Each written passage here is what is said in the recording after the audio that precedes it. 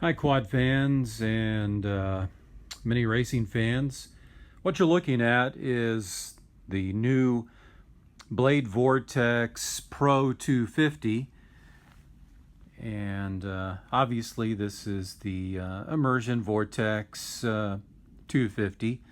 It's Blade's version, and I just wanted to show a little modification that I've done, and that is this little antenna holder on the back.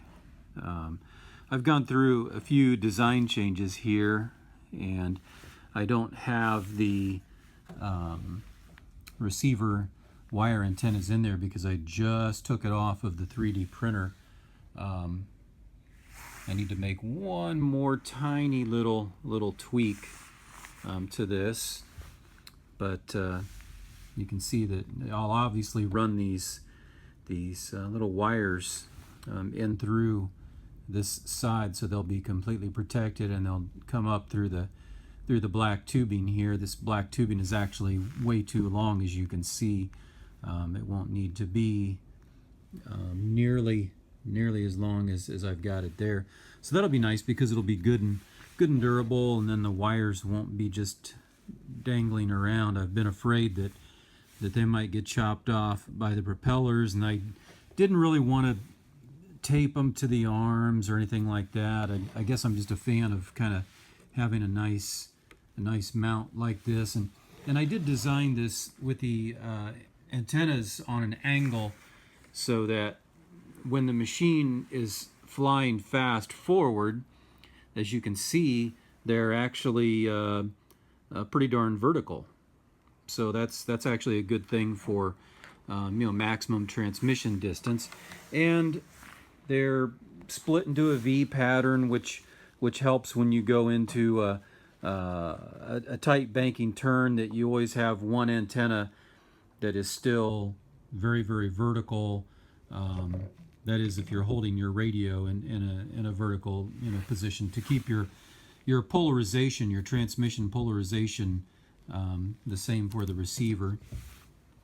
I'm just going to use maybe a little dab of glue on this to keep it in position right here on the back. It has a little slot right there. You can see that fits onto the back portion of the carbon fiber frame. So I'll just use a drop of glue, enough to hold it.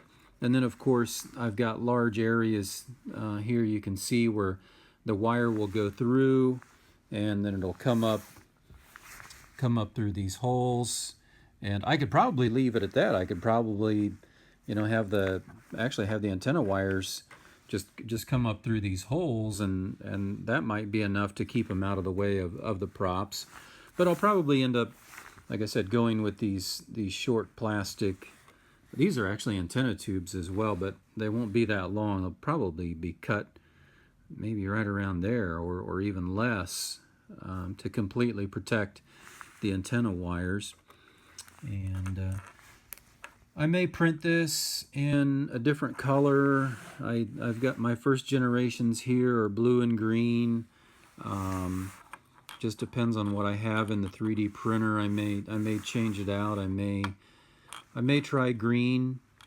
If anyone is interested in the file or even a part, it does take a little while to make a part. I put it in fine resolution mode. I'm using an Ultimaker 2 to do these, and it takes a little while. It takes a couple hours to print one, but it looks like it might be. It's going to make me feel more comfortable anyway, with a nice rugged antenna mount back here. But that's one of my first mods. I'm not sure what I'll do next. I might do lights next. I might do a different custom seat up here for the GoPro. Not sure yet. I may work on that maybe this weekend. We'll see. But just wanted to show you guys that nice custom mount, and hopefully I'll get some flight videos. This is a nice flying machine, and I'll get some flight videos on this too.